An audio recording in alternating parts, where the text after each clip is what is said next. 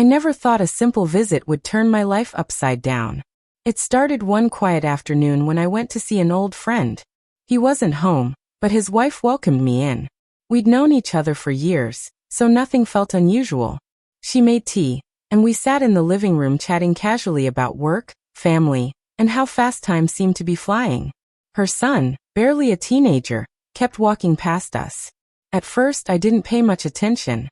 Kids are always restless. But then he stopped at the door, staring at me in a way that felt strange.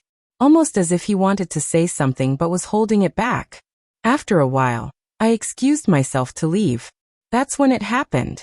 As I stood up, the boy walked in quickly, shut the door behind him and locked it. I froze.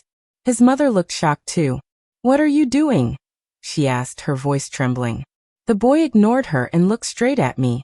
His small hands were clenched, his voice shaky but serious. "Uncle, I need to ask you something." I tried to laugh it off, thinking it was a prank. "What's going on? Open the door, buddy."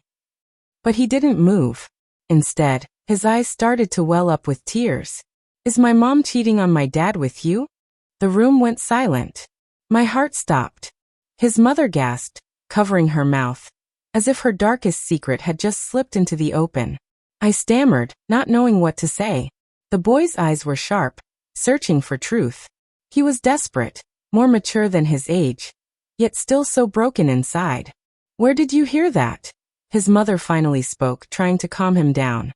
"I've heard you on the phone at night," he said, his voice cracking. "I've seen you smile at messages that aren't from Dad. And today, when he wasn't home, you let Uncle in like it was normal." I could feel sweat forming on my forehead. This wasn't the kind of situation anyone prepares for.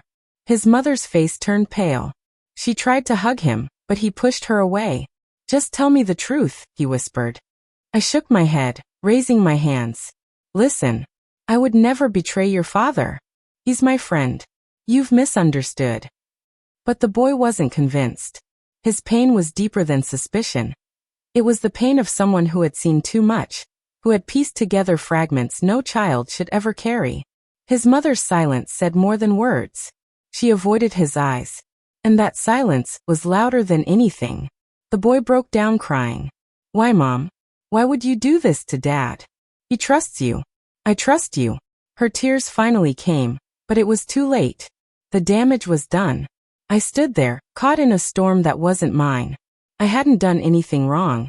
Yet somehow, I was in the center of a secret that was tearing a family apart. "Finally," she whispered, "I made a mistake, but not with him." She looked at me quickly, almost pleading for me to confirm.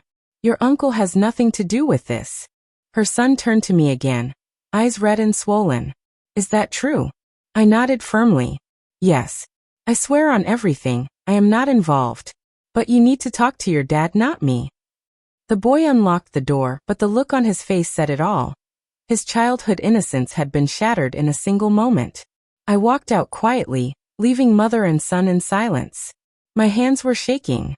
I couldn't stop thinking about what had just happened. That evening, I sat alone replaying the scene. It wasn't my family, not my marriage, not my secret. But being dragged into it showed me how fragile trust really is. A locked door. One painful question. And the truth no one wanted to face.